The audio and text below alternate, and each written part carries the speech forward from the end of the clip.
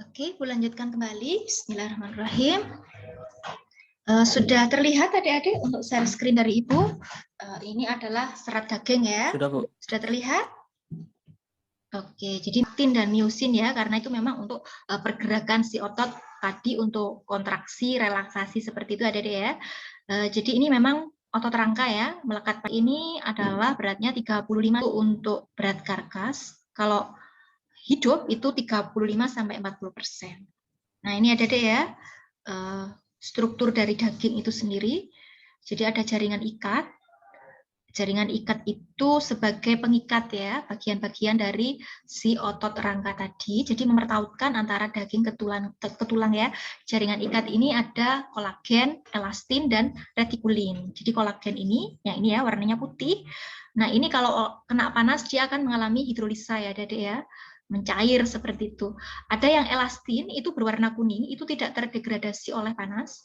Nah, yang retikulin ini mirip kolagen tapi tidak terhidrolisa oleh panas ya. Itu macam-macam jaringan ikat pada daging ya. Ada jaringan lemak adik-adik, ini jaringan lemaknya yang warnanya putih ini. Jadi lemak itu ada lemak subkutan. Apa itu lemak subkutan? Itu di permukaan luar jaringan otot. Ada yang di dalam otot sini ya. Karena lemak kan memang untuk menyimpan cadangan makanan ya adik-adik ya. Ada yang di dalam jaringan otot diantaranya ini namanya intermuskular. Ada yang di dalam otot, intramuskular. Ada yang di dalam sel, namanya intraseluler. Wong yang menyusun membran plasma aja lipoprotein ya ada lemaknya juga ya, glikolipid, fosfolipid ya, fosfolipid bilayer ya kita belajar itu. Nah itu lipid itu juga menyusun dari sel ya di membran plasmanya. Nah jumlah lemak ini kandungannya itu macam-macam ya Dede ya, tergantung dari umur dari si ternak itu sendiri. Biasanya semakin meningkat umurnya kandungan lemaknya makin tinggi kan, sudah nggak ada proses pertumbuhan lagi ya, sehingga adalah pertumbuhan samping ya untuk si lemak itu. Spesies makanan itu juga mempengaruhi jumlah lemak. Ini tadi sudah kita bahas bersama-sama ya. Nah, ini komposisi kimia tadi juga sudah dijelaskan oleh Kak Hani dan Kak Badi. Kak Hani dan Kak Dea ya. Ibu tapi ulangi lagi. Jadi yang paling besar sama kayak di dalam sayur dan buah ya. Cuma kalau sayur dan buah kan 80 sampai 90 ya. Ini 65 sampai 80 itu air ya, Adik ya. Jadi ini perlakuan pengolahan berpengaruh pada kadar air. Lemaknya 1,3 sampai 13%. Karakteristik lemak juga berbeda-beda ya. Jadi lemak ini mempengaruhi tekstur ya. Kalau banyak lemak itu biasanya teksturnya alot seperti itu ya. Protein. Nah ini ada adik bedanya dengan sayur dan buah kemarin ya. Kalau sayur dan buah kemarin kayak serat ya kan. Kayak air, serat, vitamin, mineral. Nah ini kayak yang paling kaya adalah di proteinnya adik ya. 16-22%. Dan proteinnya ini tersimpan di dalam serat dagingnya itu ya, sarkoplasma, myofibril, dan stromanya itu. Karbohidrat juga ada adik-adik, tapi jumlahnya sangat sedikit sekali ya.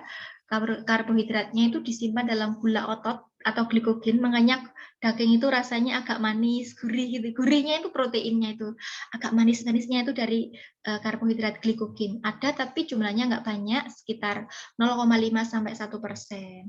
Jadi adik-adik kadar glikogen ini pada saat penyembelian itu sangat mempengaruhi pH daging ya, karena glikogen yang akan diubah menjadi asam piruvat menjadi asam laktat ini akan meningkatkan pH daging. Nah, kalau pH-nya meningkat, itu kan disukai konsumen ya tadi ya, warnanya cerah, aroma khas daging dan sebagainya. Itu sangat menentukan sekali warna, Wolder Haldane capacity dan keempukannya ya. Jangan salah, di daging pun juga ada vitamin dan mineralnya ya. Tidak hanya di sayur dan buah, walaupun memang kandungannya sedikit ya, hanya 1%, tapi ada. Vitamin B kompleks, B1, B2, niacin, ini B6, B12, ini baik sekali untuk anak yang dalam masa pertumbuhan, untuk janin yang sedang proses pembelahan sel ini, vitamin B kompleks ini sangat baik sekali ya, sehingga disarankan untuk ibu hamil ini banyak mengonsumsi protein dari daging-dagingan seperti ini. Mineral zat besi juga sayangnya juga ada ya di sini ya. Nah, ini kenapa ya? Tadi di pertanyaannya Kak Firman ini ya, terjawab di sini ya. Kenapa sih Bu, komposisi gizi daging berbeda-beda, kualitasnya beda-beda, padahal sapinya sama. Nah, ini karena jenis sapi itu jenis hewan ternak itu banyak sekali ya. Tadi kan kita sudah bahas varietasnya ya. Ada berbagai macam varietas. Turunannya, jenis kelamin itu juga mempengaruhi kandungan gizinya, umur, pengaturan gizi pangannya.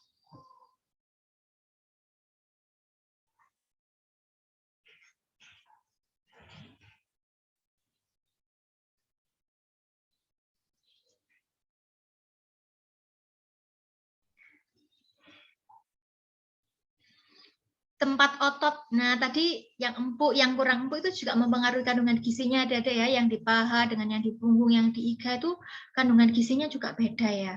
Kemudian hidrogenisasi mikroflora di dalam rumen itu juga mempengaruhi. Nah, ini ada pertanyaan. Tadi nggak ada yang bertanya ini ya, kenapa warna daging berubah? Ada yang merah muda, ada yang merah cerah, ada yang merah agak keunguan, ada yang merah hati. Nah, itu kok macam-macam ya Bu warnanya ya. Nah, itu karena adanya pigmen yang di dalam otot itu ya, namanya adalah mioglobin. Ini otot bereaksi dengan oksigen. Jadi daging tadi bereaksi dengan oksigen sehingga menyebabkan perubahan warna pada daging. Nah, kalau warnanya merah cerah gitu ya, ini karena tebalnya lapisan oksimioglobin, daerah oksigen. Nah, daging lebih merah jika disimpan di dalam suhu dingin ya Dede ya. Nah, kalau dagingnya sudah warnanya ungu itu berarti mioglobinnya sudah tereduksi ya. Nah, ini kurang baik ya kualitasnya ya. Apalagi coklat abu-abu ini biasanya kalau kita masak warnanya merah tadi berubah menjadi coklat gitu ya.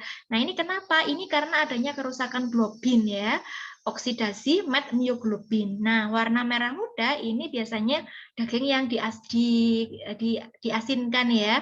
Methmioglobin bereaksi dengan ion nitrit, ion nitrogen sehingga warnanya jadi merah muda. Ini untuk produk-produk asinan, asap seperti sosis itu ya. Ini ada ya warnanya.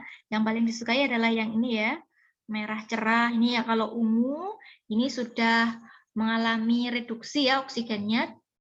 Kemudian ada yang dimasak sehingga warnanya jadi kayak gini nih ya. Ada yang diasinkan sehingga terbentuk nitrit, jadi warnanya pink kayak gini. Apa hubungan antara pH dan mutu daging? Apa adik-adik hubungannya? Berhubungan atau tidak?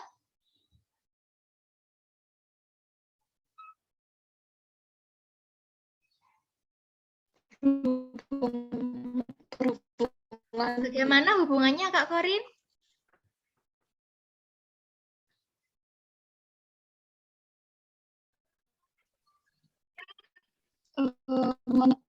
Untuk menentukan keawetan dari daging tersebut.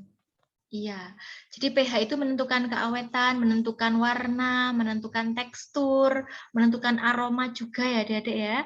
Nah, jika pH-nya tinggi, maka water holding capacity-nya juga tinggi. Jika pH-nya rendah, nah maka kemampuan untuk menyerap airnya juga akan rendah ya adik-adik ya.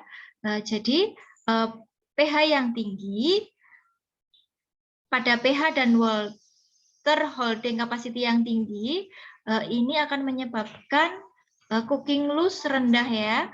Ini sebaiknya adalah baik untuk produk yang dengan water holding capacity yang tinggi ya, seperti itu. Jika pH rendah, maka penurunan pH rendah cepat sekali. Kemudian warnanya pucat, serat mengkerut, dan kelarutan protein menjadi rendah ya, seperti ini. Ini. Jadi pH ini mempengaruhi warna daging ya. Jadi pada pH yang tinggi, warnanya akan berubah menjadi lebih gelap seperti itu. Untuk daging kita juga bisa mengukur pH-nya ada ya ketika praktikum pH-nya daging itu berapa. Kita bisa pakai indikator universal atau pH meter ya, di kampus sudah ada. Nanti insya Allah kita selesaikan dulu ya teori-teori baru praktikum. Nah, ini parameter mutu daging ya. Mutu daging adalah tingkat keistimewaan, sifat, karakter, fungsi dan atau ciri-ciri daging yang menunjukkan kesesuaian daging untuk tujuan yang dimaksud dengan tergantung pada penggunaannya. Jadi ada mutu sensori. Mutu sensori itu warna, aroma, bau, tekstur ya. Kita bisa pakai alat indera untuk mengukurnya. Nah, mutu nutrisi ini harus AZG ya. Dedek sudah belajar analisis zat gizi?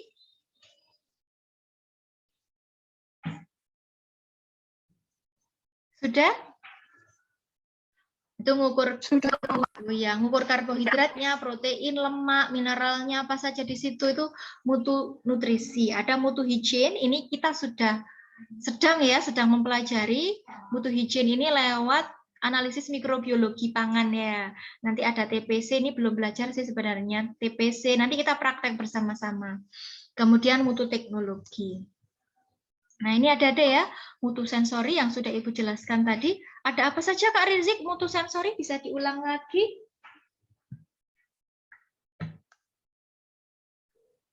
Mutu sensori yaitu yang pertama warna, yang kedua aroma, yang ketiga flavor, yang keempat lemak, yang kelima marbling, yang keenam asam lemak, yang ketujuh tenderness, yang kedelapan chewiness, yang kesembilan tekstur, dan yang terakhir juiciness. Iya, kalau mutu nutrisi Kak Badi meliputi apa saja mutu nutrisi kandungan gizi? Protein, asam amino, lemak, asam lemak, kolesterol, vitamin, mineral, dan jaringan ikat. Nah, Kak Rusda, mutu higien itu seperti apa Kak Rusda mutu higien?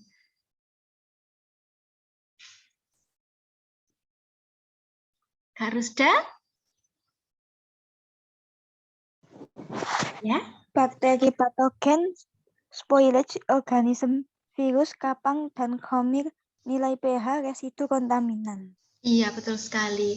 Mutu teknologi, Kak Kesya, meliputi apa saja mutu teknologi? Struktur, tekstur, warna, WHC, asam Walter lemak, Hagen Capacity. asam lemak, nilai pH, dan kelarutan protein. Iya, itu mutu-mutunya ya, Dedek ya. Parameter mutu ini bisa diukur ya.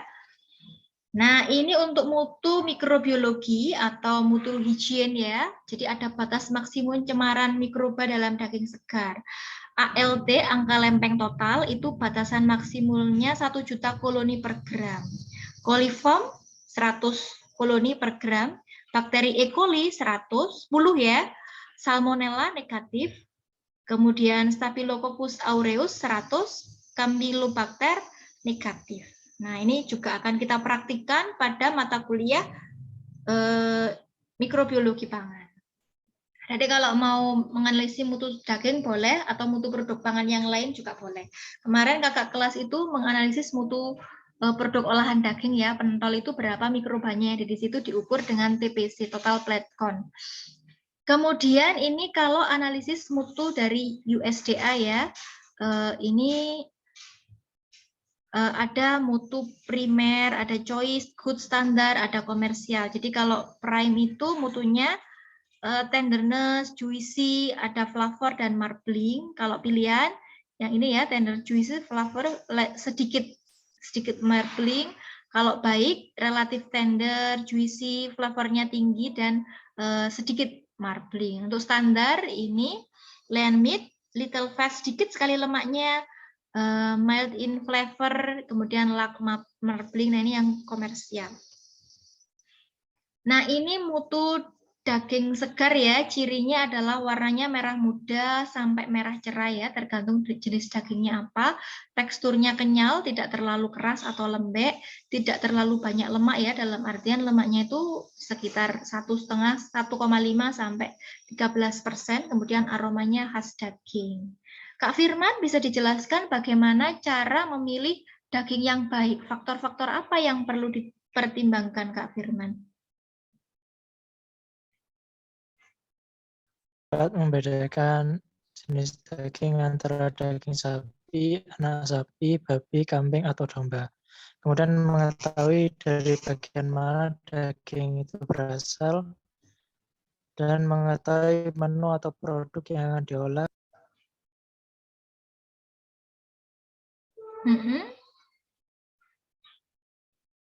Iya, jadi tadi ada bagian-bagian daging tadi ya, yang empuk, yang kurang empuk, yang ini mau bisa dimasak untuk apa yang enaknya gitu ya, steak atau bistik atau apa. Nah, adik-adik kalau ada pertanyaan silahkan ya, sebelum Ibu lanjutkan ke unggas. Nah, ini unggas dagingnya warnanya putih, kalau tadi warnanya merah ya.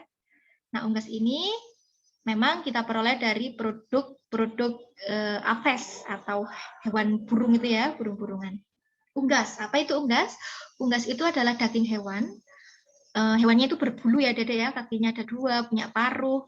Misalnya yang untuk konsumsi umum itu ada bebek, itik, ayam, burung. Burungnya itu burung puyuh ya biasanya, Dede ya. Merpati itu juga bisa ya. Nah, ayam itu juga macam-macam kayak sapi tadi ya, varietasnya. Ada ayam kampung atau buras, ada ayam ras boiler yang kita beli di pasar per kilo yang dagingnya putih banget itu kan. Kemudian ada ayam cul atau ayam afkir ya, Dede ya. Jadi ayam petelur itu kalau sudah nggak produktif, nggak bertelur lagi itu disembelih atau dijual dagingnya itu biasanya memang rasanya agak alot ya. Tapi kalau misalnya pintar masak jadi empuk kok. Dimasak ditambah apa-apa gitu, jadi empuk ayam afkir ini. Atau ayam pejantan seperti itu. Itik, bebek, dan burung dara, burung puyuh gitu ya. Sama kayak sapi tadi dan daging apa produk hewan mamalia tadi, karkas itu hampir mirip ya. Jadi bagian tubuh unggas tanpa darah karena memang sudah dilayukan atau di-aging, tanpa bulu sudah dicabuti bulunya. Kalau tadi sudah dikuliti ya kulitnya ya, kepalanya juga sudah nggak ada, kakinya nggak ada, cekernya itu ya, dan organ dalam jeroannya nggak ada. Kalau karkasnya bentuknya seperti ini ya, Dek ya. Nah ini chef itu biasanya motongnya bagus sekali ya, jadi 10 atau jadi 12 gitu ya. Nah ini cara motong karkas sayapnya. Ini ya. Ada juga yang di filet ada ya, jadi daging aja nggak ada tulangnya. Kalau filet ini Rp40 per kilogramnya. Nah, ini pemotongannya ya, bagus sekali ya. Jadi berapa ini? 1, 2, 3, 4, jadi 10 ya. Nah ini mirip dengan daging merah ya Dede ya, untuk airnya sama, 65-80%. Lemaknya yang beda. Lemaknya adalah lebih tinggi pada daging merah ya, seperti pada hewan mamalia tadi, sapi, domba itu lemaknya luar biasa. Kalau ini lemaknya hanya 1,9% aja ya. Tapi lemak yang paling banyak itu di kulit. Kalau kita lihat di TikTok sampai rebutan kulit gitu ya. Karena katanya enak kulitnya, gurih. Proteinnya juga lebih tinggi pada daging putih ya Dede ya dibandingkan dengan, tapi nggak selisih jauh, cuma 3% aja. Nah ini proteinnya lunak ya sehingga mudah dicerna. Nah ini anak saya juga lebih suka daging ayam daripada daging sapi. Katanya kalau daging sapi itu alot katanya dia. Kemudian suka nyelip-nyelip di gigi. Jadi dia lebih prefer ke daging unggas ini. Proteinnya mudah dicerna, asam amino esensialnya juga lengkap ya. Jenis proteinnya mirip kayak tadi di sarkoplasma, myofibril, dan stroma. Untuk vitamin B kompleksnya juga cukup lengkap, mineralnya juga mirip kayak daging merah tadi ya. Sama seperti di daging tadi ada di aging ya Dede ya. Ini juga mirip ya dengan yang tadi. Nah ini cara ngagingnya ya. Digantung kepala ke bawah. Kalau tadi sampai berhari-hari ya, 7 hari untuk sapi ini lebih singkat saja 8 jam, nggak ada 1 hari karena memang ukurannya lebih kecil ya. Untuk ruangan dan kondisi udara ini sudah sama kayak tadi ya, ini di aging biar darahnya netes keluar. Nah ini ada kelas mutu A, B, C ya. Dasar mutunya didasarkan oleh apa saja ini Kak Hani? Kalau pengkelasan yang pertama ya, penampakan. Ada peletakan daging, lemak, sisa-sisa bulu, dan cacat. Yang terakhir berat karkas. Kalau berat berarti mutunya lebih baik gitu ya. Kalau ada sisa bulu-bulu ini berarti masuk ke mutu yang B atau C. Oke, terima kasih. Ini sudah selesai adik-adik. Silahkan jika ada yang mau didiskusikan.